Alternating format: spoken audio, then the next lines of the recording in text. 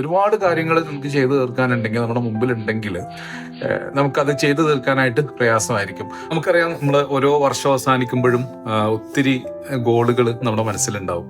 ഒരുപാട് കാര്യങ്ങൾ അച്ചീവ് ചെയ്യണം, അല്ലെങ്കിൽ ഒത്തിരി ഗോളുകളൊക്കെ നമ്മൾ ലിസ്റ്റ് ചെയ്യും. പക്ഷേ സ്വാഭാവികമായിട്ടും നമുക്കൊക്കെ സംഭവിക്കുന്ന ഒരു കാര്യം എന്താണെന്ന് വെച്ചാൽ, ആ ഒരു പുതിയ വർഷത്തിൽ ഒരു ജനുവരി മാസമൊക്കെ ഇങ്ങനെ കഴിയുമ്പോഴേക്കും നമ്മൾ എന്തൊക്കെയായിരുന്നു ലിസ്റ്റ് ചെയ്തത് എന്ന കാര്യമൊക്കെ നമ്മൾ മറന്നുപോകും.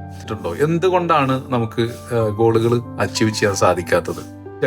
കുറേ അധികം കാര്യങ്ങൾ നമുക്ക് ചെയ്തു തീർക്കാനുണ്ട്, അല്ലെങ്കിൽ ഒരുപാട് കാര്യങ്ങൾ ചെയ്യണം എന്നിങ്ങനെ നമ്മുടെ മനസ്സിലുണ്ടാകുന്ന സമയത്ത് നമുക്ക് കാര്യമായിട്ട് ഒന്നും ചെയ്യാൻ സാധിക്കാതെ പോകുന്നുള്ളതാണ്.